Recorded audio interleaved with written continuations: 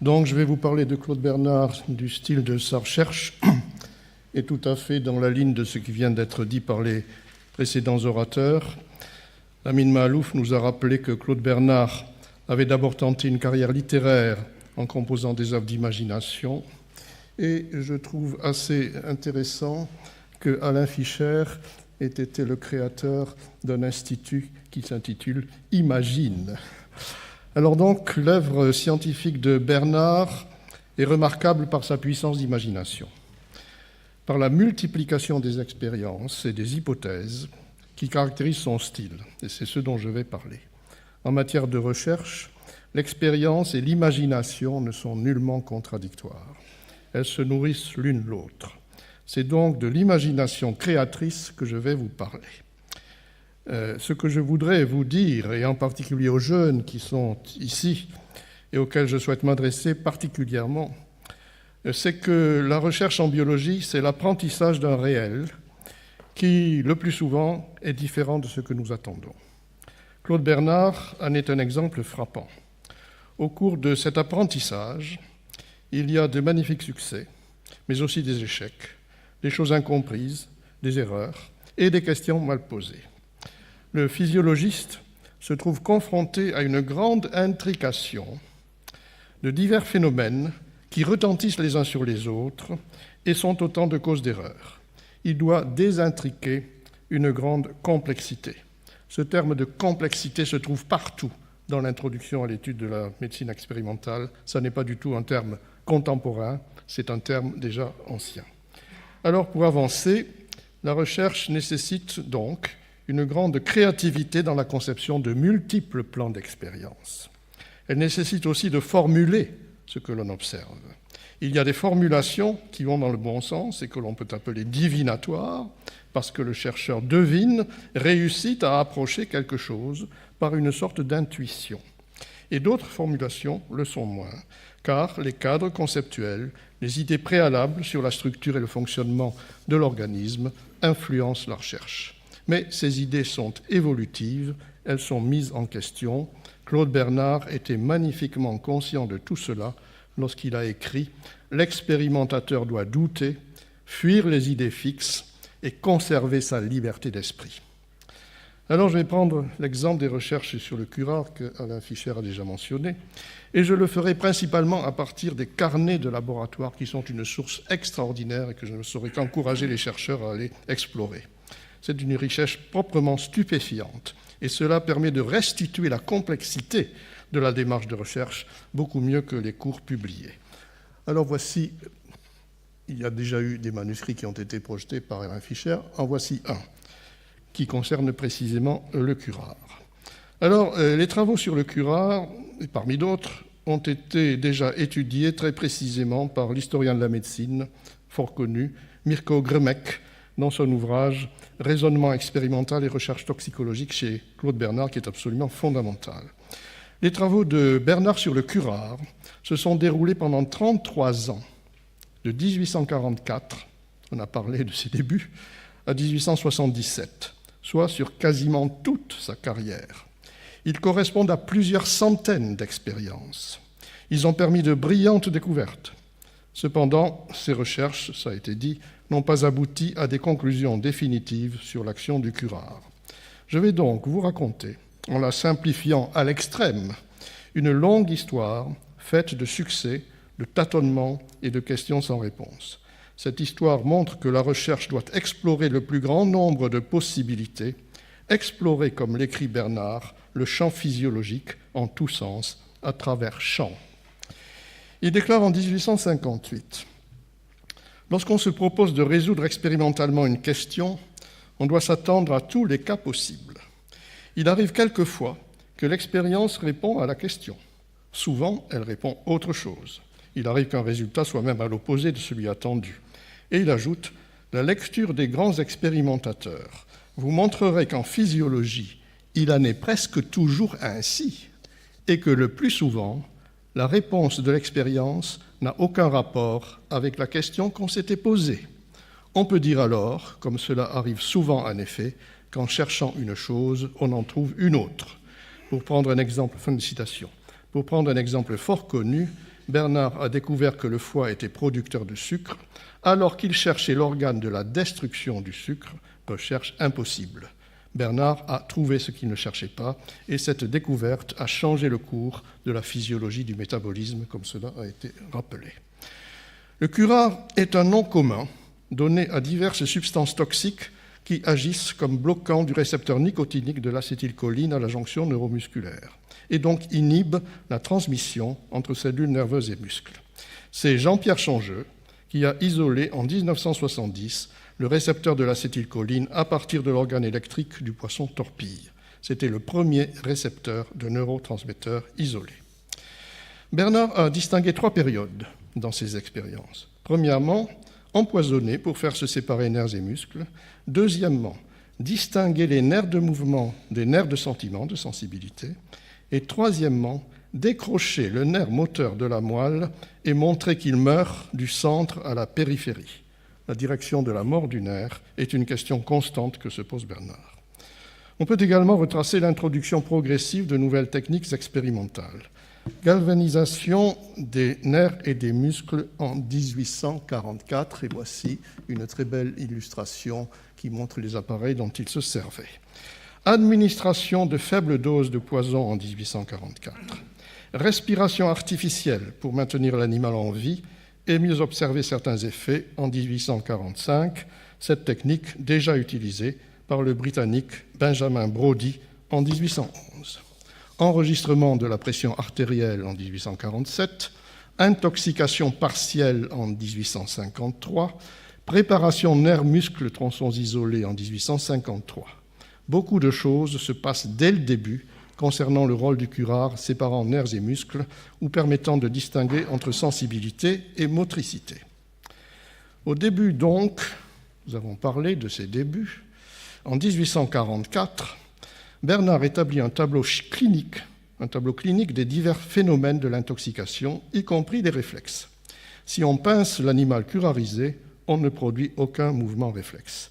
Il aboutit à certaines conclusions qui l'orientent plutôt vers le système sensorimoteur. Je cite, « Après la mort, les nerfs ont perdu la faculté de faire contracter les muscles par leur influence », observe-t-il.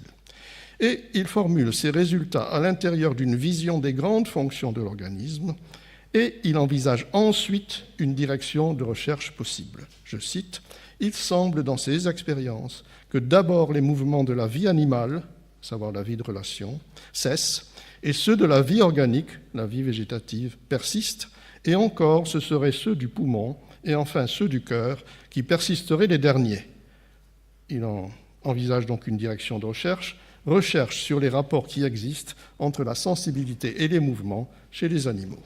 Fin de citation. Effectivement, la disparition de la réponse réflexe chez l'animal curarisé est un signe de la dissociation induite par le curare entre la sensibilité et la motricité, thème important cher à Bernard.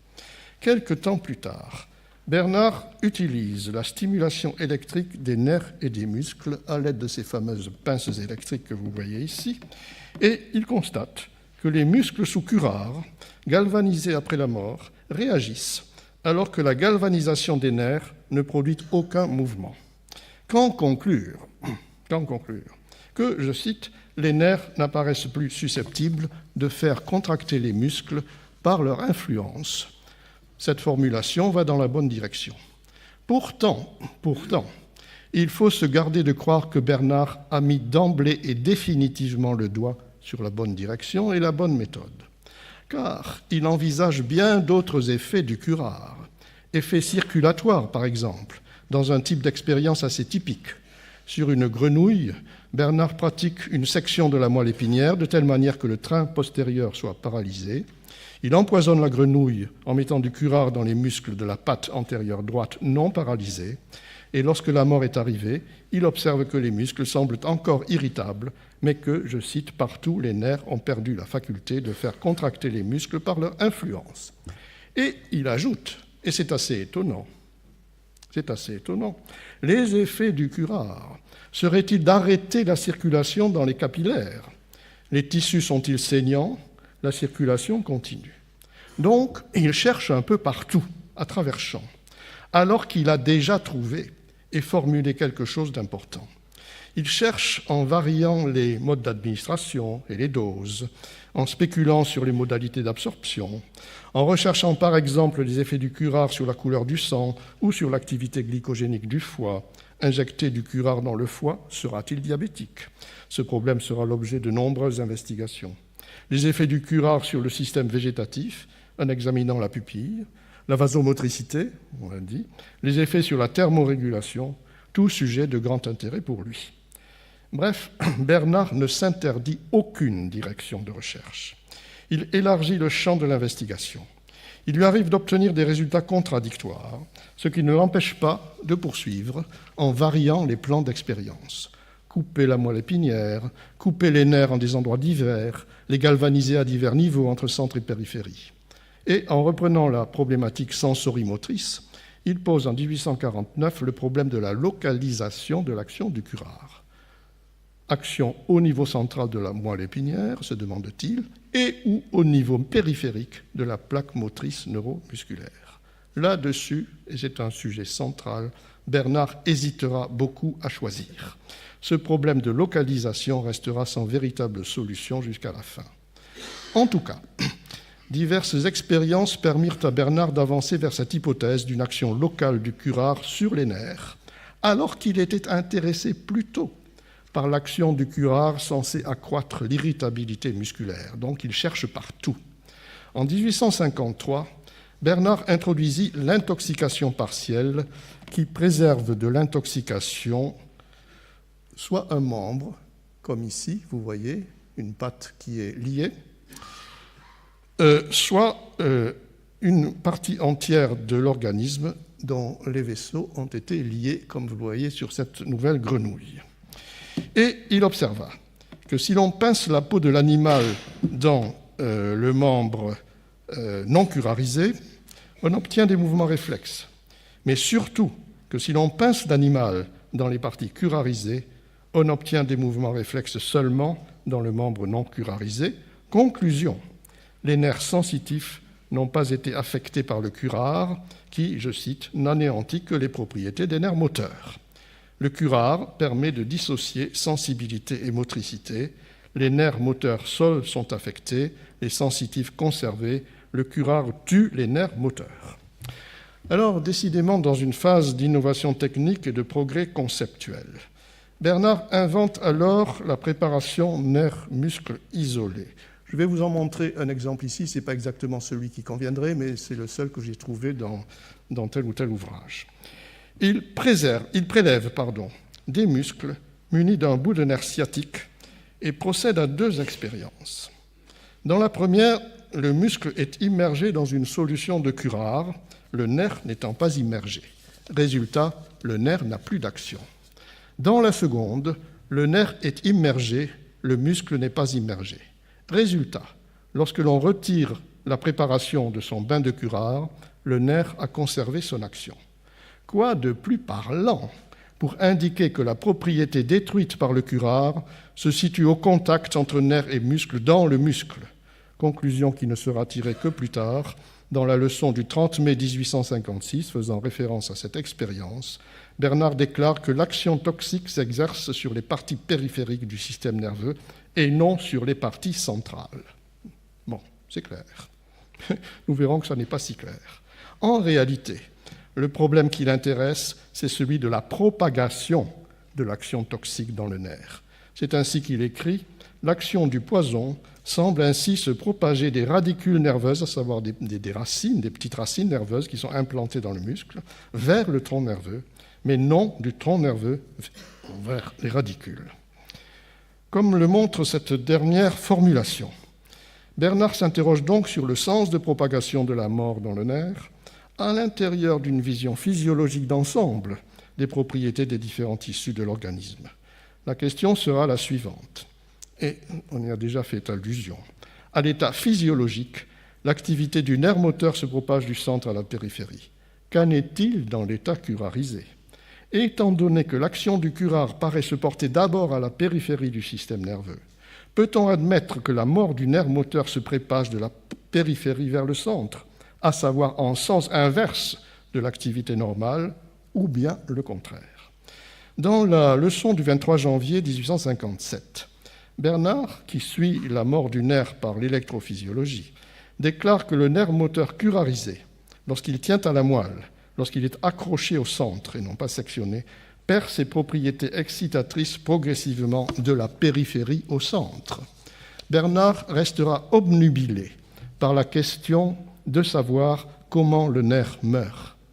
Fausse question ou question non pertinente pour le curare, mais c'était sa question physiologique.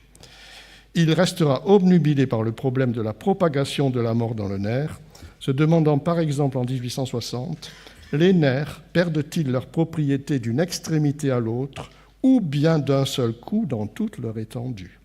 La dégénérescence nerveuse après la section semble se faire dans toute l'étendue du nerf à la fois.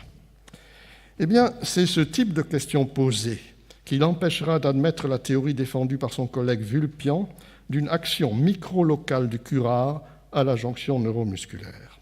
Certes, il a des formulations plus ou moins proches de cette idée.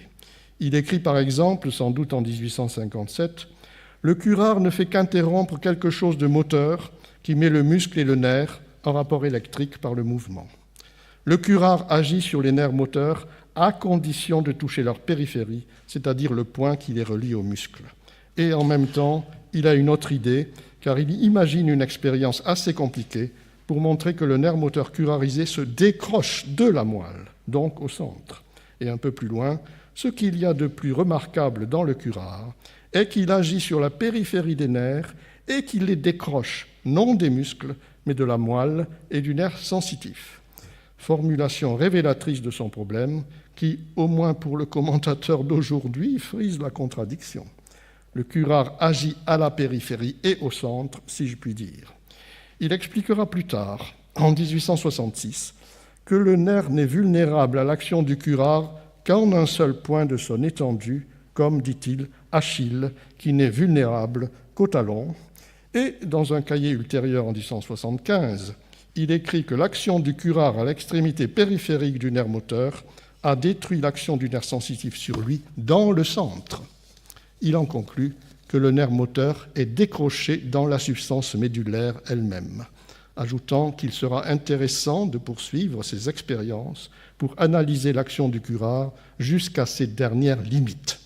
En réalité, Bernard se pose un problème qui lui est propre, dans sa propre construction théorique ou épistémologique, assez imaginaire de la mort du nerf et qu'il ne peut pas résoudre. Ce problème est le suivant. Pour Bernard, la mort physiologique se propage du centre à la périphérie selon le sens de propagation de l'activité normale du nerf.